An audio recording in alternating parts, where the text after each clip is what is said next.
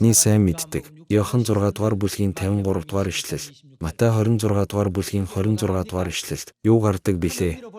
Өргөн утгаар нь авч үзвэл алгасал баярыг юу гэж болох вэ? Баяр гэж хэлж болно. Тийм ээ.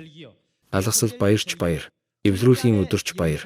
Эдгээр баяр дотор мөнх ам бий. Баяр дотор Тэнгэрийн хаанчлал байдаг. Ийм учраас Бурхан баяр тэмдэглэдэг ард түмнийг л дуудан цуглуулна гэж айлдсан байдаг.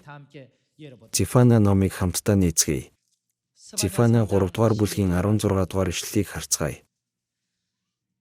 Тэр өдөр Иерусалимд хандан Сионоо бүү гараа бүү унжуул. Чиний Бурхан эзэн аврагч дайчин та нарын дунд байна. Тэр та нарын дээр баяр хөөртэйгээр баясна. Тэр хайр дотроо чимээгүй байна. Тэр та нарын дээр баярын ухаагаар баясах болно. Тулсан найр наадмуудын талаар. Тулсан найр наадмууд гэдэг нь Бурханы баярыг хэлдэг. Баярыг их цугларалтын өдөр гэсэн утгаар тулсан найр наадам гэж бас илэрхийлдэг.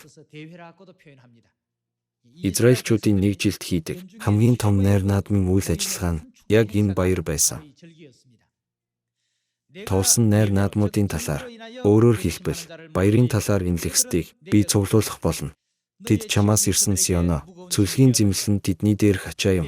Харагтун, би тэр цагт та нарын бүх дарлагч нартай тооцоо хийх гэж байна. Баярын төлөө гашуудаж, би Бурханы баярыг яаж илүү ивэлтэй, ариунаар сахих уу гэж үргэлж санаа зовдөг. Бурханы ард түмнийг зовоодог бүх хүмүүсийг Бурхан шийтгэн гэсэн.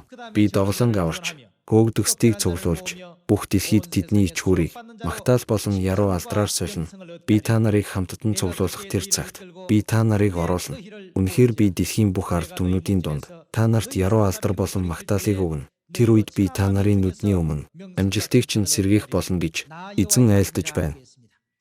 Энд Бурхан та нарт яруу алдар болон магтаалыг өгнө гэж айлдснаа. Та нар гэгдэж байгаа хүмүүс нь ямар хүмүүс гэж байна?